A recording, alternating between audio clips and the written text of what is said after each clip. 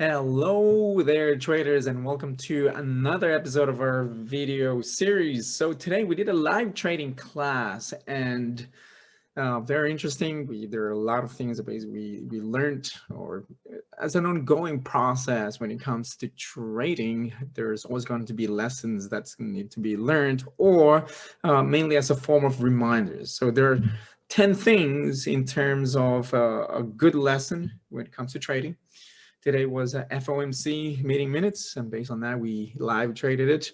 And these are the things that we compiled as a group in terms of a good lesson. There are 10 things that we learned today. Number one, the trend is your friend, as you can see through here with the euro against the US dollar. This is what we traded, even though when price basically drops and you're seeing on a red, you cannot really go against it, because knowing, number one, you need to know the what we call the broad market analysis component. So what is the overall direction basically on price? In this particular case, the euro dollar was very bullish despite price was dropping. If I go back to the 1 minute time frame here, so see there's a lot of volatility breaking out, and if you get caught from there and you start to basically sell, but in actual fact, where's the direction to the upside? So I call it momentum trading. It's not really scalping, but we went momentum trading this.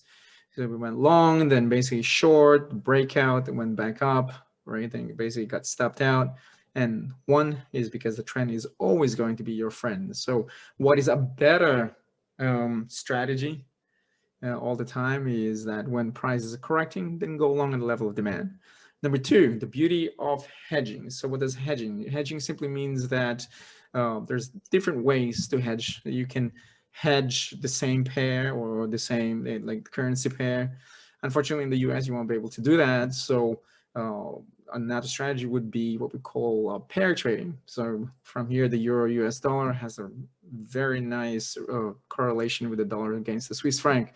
So despite we're going short over here, but you're going long with the, say, with the dollar Swiss. So if you're going long with the euro dollar, then you're going short the dollar Swiss.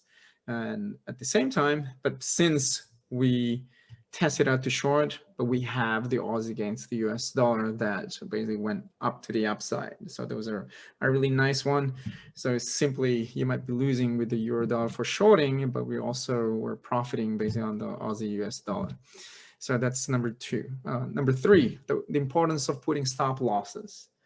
Why is so important? Because when there's news and there's some form of volatility and something hits like this, it's better to put your stop loss, because sometimes you don't have no control and you never know on how far it can keep dropping.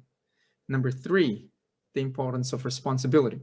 It goes hand in hand with your risk management. So in other words, that if you are trading and you don't have a stop loss, then maybe perhaps that's a responsible type of an attitude. So it's better to put a stop loss by being responsible with it. Number five is the importance of patience.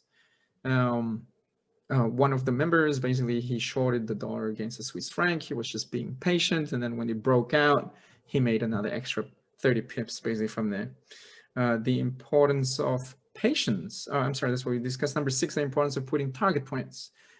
Target points is an essential, because if you sometimes don't have any control or there's too much volatility, and simply same thing, by you putting your target point, make it easier and it becomes more automatic and systematic.